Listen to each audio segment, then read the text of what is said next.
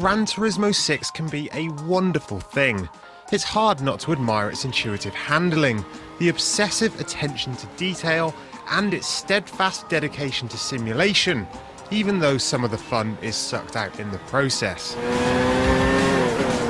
Yes, Gran Turismo 6 is still one of the best true racing simulations available on console, but so much of the game feels antiquated and quaint when compared to its rivals. Everything that's good about Gran Turismo is here, and so too, unfortunately, is the bad. It makes a promising start though, putting you in an exciting hot hatchback for the opening tutorial, but it quickly falls into the franchise's bad habits.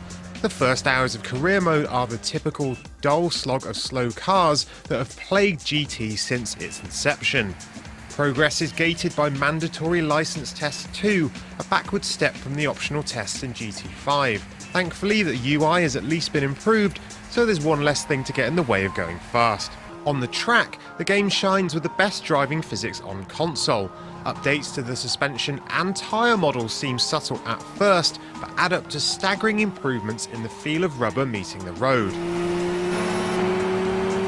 Balance, body roll and yaw are much more noticeable, especially with a steering wheel, and it's easier to anticipate the limit of a tyre's grip, giving the best drivers the opportunity to extract more performance from slower cars. However, while the driving is executed beautifully, there are a number of other areas of the game that are pretty ugly. Graphics vary from sublime to ridiculous. Most of the car models are a love letter to real automotive designs, but the circuits leave a lot to be desired. Cardboard fans, low poly trees, and murky textures come as standard. The premium versus standard cars debate from GT5 rages on as well, with some cars looking noticeably less detailed than others. The AI is the usual Gran Turismo slot car nightmare, with competitors having little awareness of the race going on around them, so online racing is your best bet for some real competition in GT6. The lobby system is less than helpful though, telling you that some races have restrictions, but not detailing what those restrictions actually are. Not only that, but the day one patch actually removed the quick match function from the menus. Despite these problems, GT6 will still have huge appeal for gearheads. 1,200 cars and 100 track layouts means that there's plenty to explore, and the game has massively increased the variety of customization on offer. There are many more bespoke racing cars this time as well, and some car manufacturers have even designed new concept models, especially for GT. However, you'll need a lot of spare time or spare cash to unlock the best vehicles.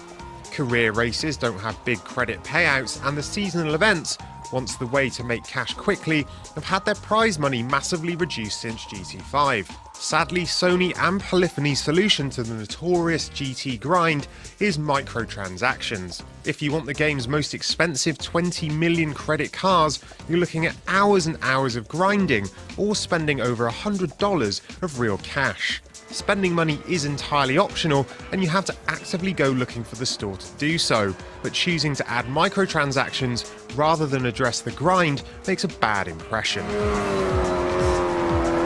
Happily, the game's most unique and bizarre content isn't going to cost you.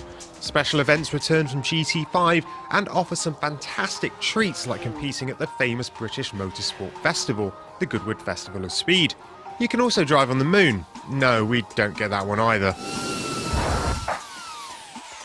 It's the little details that make Gran Turismo 6 so incredibly dated compared to its rivals. Yes, it's nice to have that attention to detail poured into the physics simulation itself, but when the likes of Forza are heaping on the features, it's hard not to feel shortchanged by GT6's lack of vision. Maybe we'll see the makeover the series sorely needs when it inevitably hits the PS4. But until then, Gran Turismo 6 remains a fantastic simulation. It's just not a great game.